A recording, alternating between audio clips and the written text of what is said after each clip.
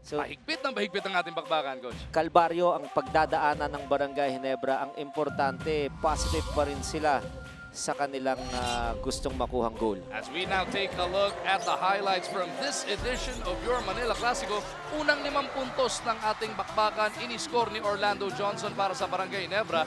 Pero doon na nga nagising ng tuluyan etong sina Big Game James Yap and the rest of the Star Hotshots. Well, a dizzying run there for Star Hotshots, especially after that 5-0 run by Barangay Ginebra. At the end of the first quarter, kontroladong kontrolado, 25-9. Second quarter of action, Barangay Ginebra playing catch-up ball. Orlando Johnson receives it from Helterbrand. Pero eto na si Joe Devance, nagsimula pa lang.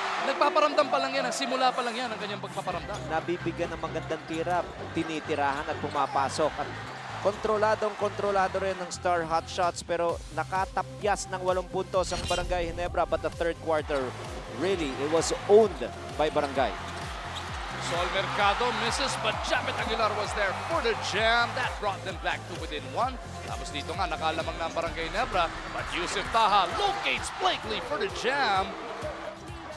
Kadigdigan yung ating labanan all the way to the end of this third quarter. Rafi Rivas turned back the hands of time. So after being on top by 8 points, they're only looking at a 1-point advantage.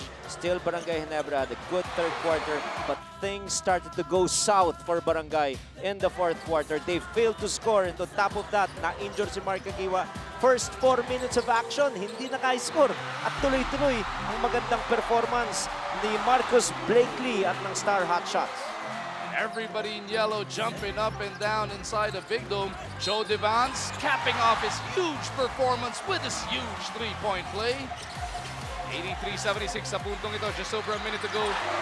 Kim Ji-won nagbibigay pa ng pag-asa para sa Barangay Ginebra, pero Alex Malyari closed them out. Matakanak ang pagsakot para rito sa Asian import ng Barangay, pero natapos ang ating 4 na quarters, 7 puntos ang kalamangan ng Star Hotshots.